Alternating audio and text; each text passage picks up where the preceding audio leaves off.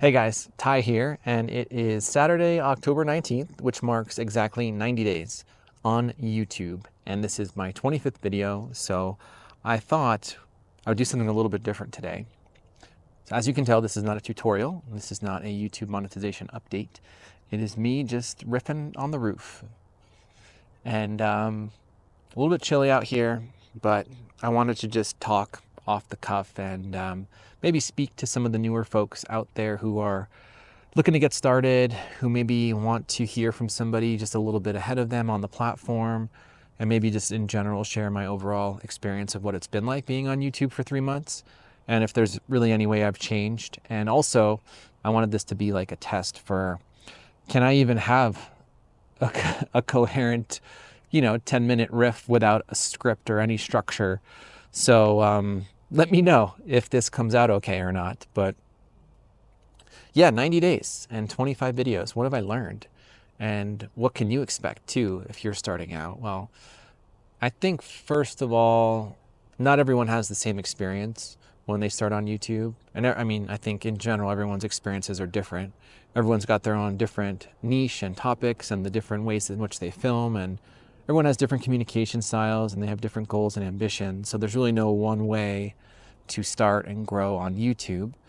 For me, I'm in this education space and I'm doing this YouTube growth niche, and I'm doing a lot of education and talking head and tutorial style videos. So really that's the experience that I can speak from. But I will say what you can probably expect, what most people can expect, is a lot of up and downs and a lot of self-doubt and a lot of moments where things are working out well, but you might not know exactly why they're working well. So it's a lot of trial and error and experimentation and trying to see what works and what doesn't. And it's trying to get comfortable in that environment where there's just a lot of uncertainty, right? You never really know if you're going to grow and at what pace, and if it's going to remain or if you're going to just, flatline. So it's challenging. It's challenging to know what to do and when to pivot or when to stay the course. And it's also fun though. There's a lot of gratification and satisfaction that comes with this effort and the acquisition of new skills and the things that you pick up and learn and the way you challenge yourself and the way you overcome certain fears and anxieties. And you've heard me talk about this in previous videos. It literally took me like a month and a half to work up the courage to post my first video. And then once that first video went live, it was just nothing but, I was just forward progress from that point on. I was able to post 2 videos a week for the last almost 3 months.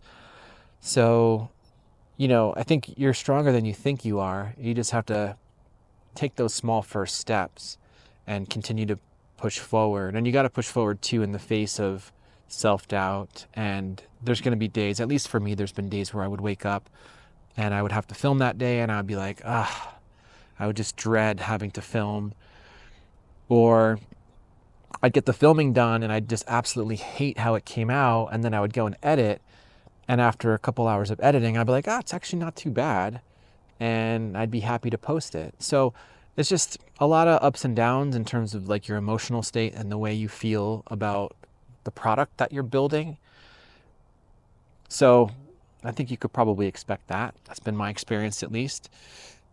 One thing I didn't expect was just how supportive everyone would be within the YouTube community. And I think that's another thing to really look out for and strive to be a part of as you grow on your YouTube journey, is finding people that you can talk to, that you can work with, that you can collaborate with, that you can bounce ideas off of and just have idle chit chat with about YouTube. Because in your personal life, in real life, you probably don't have people who really understand what you're trying to do, and maybe are disinterested when you bring up YouTube. I mean, honestly, I've made it a point to not bring up YouTube to people in real life. If they bring it up, cool, but I won't bring it up anymore because I don't want to be that guy that just obnoxiously talks about YouTube all the time with their friends and their friends don't actually care.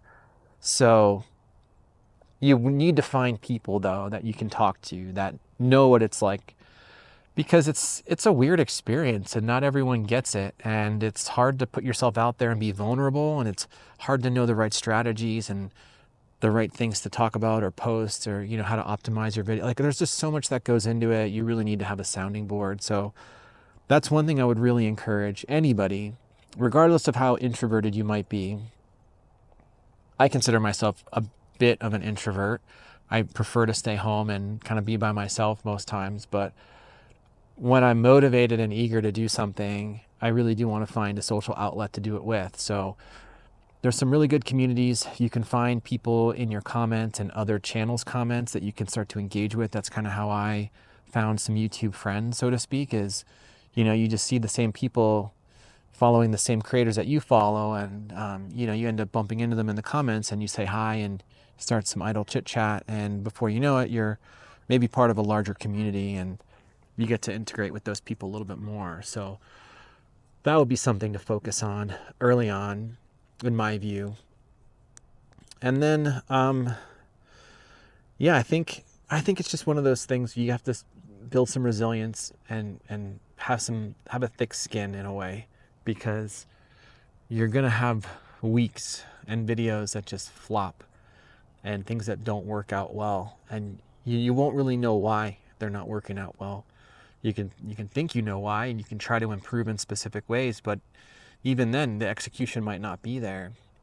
And I think what's challenging too, as it relates to trying to improve, is there's only so much information you can gather from all of the gurus on YouTube that are out there that have been on the platform for a while and who really know what they're talking about. Like, you can watch video after video about how to have the perfect thumbnail, or how to create the best hook, or do all the right things to get your videos to be great. But oftentimes we don't have those skills to really execute on the concepts that they're talking about. At least for me, like, conceptually, I think I know what makes a good video or good packaging, but I just don't have the skills to actually create it, if that makes any sense. So it's almost like you just have to trial by doing it, right? And you got to do it a lot. And you start to, you know, build these skills over time, and then things start to click a little bit more. And by the way, you know, I'm in no way even close to being where any of these gurus are. I'm just a regular guy trying to figure this thing out, and also struggling with implementing a lot of the things that I'm learning. So take what I'm saying with a grain of salt. But yeah, I think that's one thing to just be on the lookout for as you're growing on YouTube and as you're trying to get better. You're going to hear a lot of really good advice, and it's going to make sense in the moment. But when it comes time to execute, it may be challenging to execute on.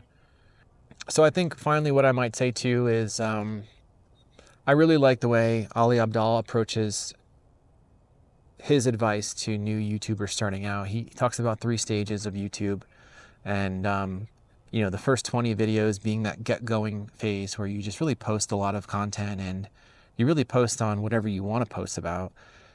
This is your moment where you get to try out a lot of topics. You get to try out different video styles and formats. You get to experiment a lot, and you get to see what you like and what you don't.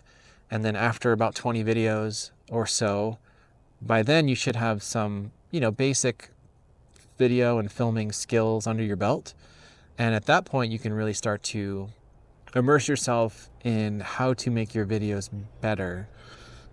So I think he calls this stage 2, get good, something like that.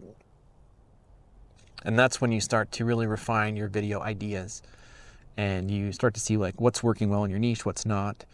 And, you know, you start to craft better hooks and packaging and all that stuff.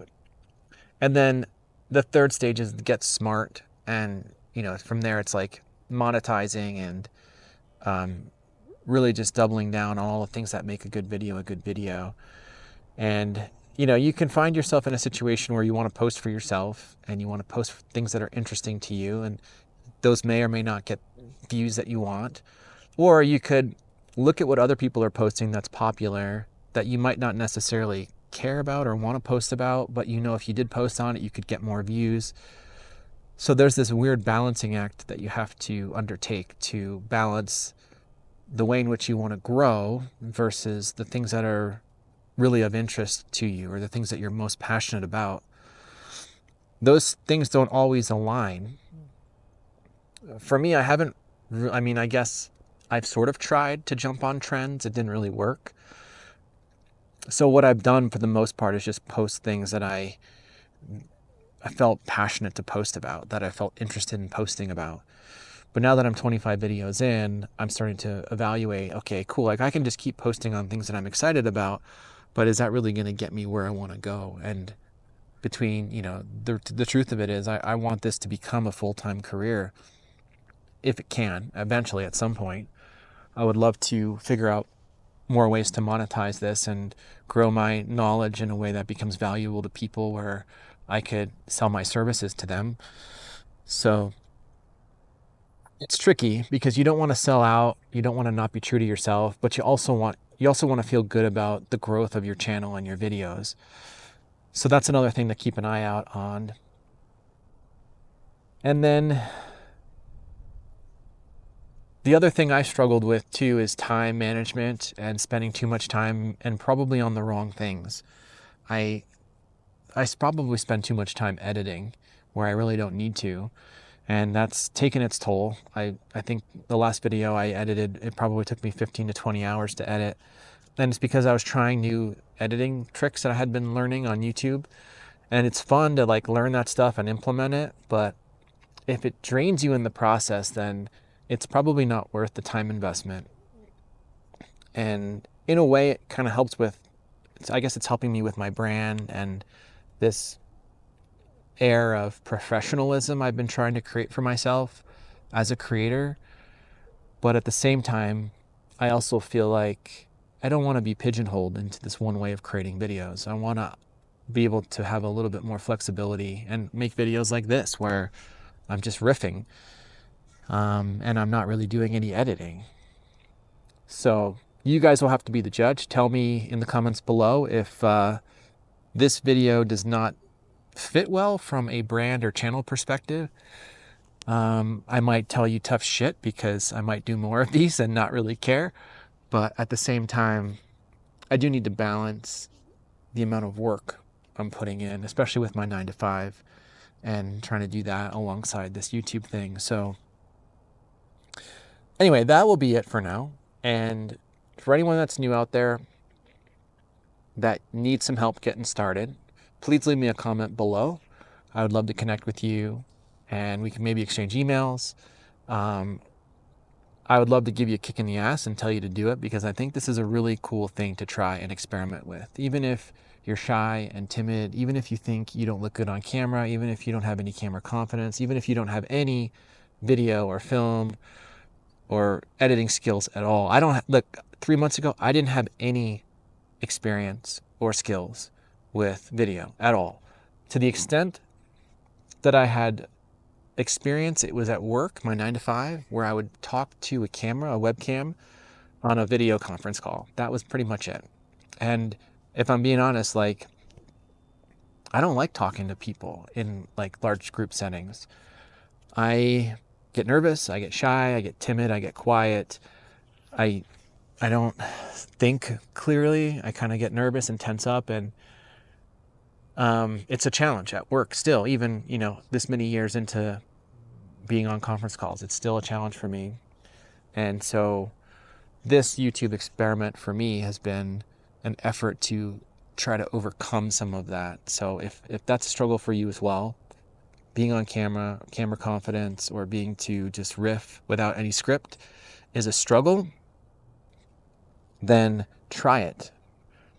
And try it for a couple months and see what comes out of it. Because I think what you'll find is that you're just going to naturally, organically improve. You're going to build some resilience and some confidence.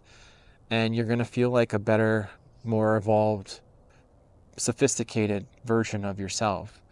And, who doesn't want that? It's a good feeling. And if you can provide value along the way, if you can help people do something that they've been struggling with, I mean, it's some of the best feelings you can have. So seek to try to have an impact with others, and you'll have an impact with yourself as well. So I'll leave it there. And like I said, let's connect if you need some help, and I'm happy to have a conversation. So have a great weekend, and I hope to see you guys in another video soon. Thanks.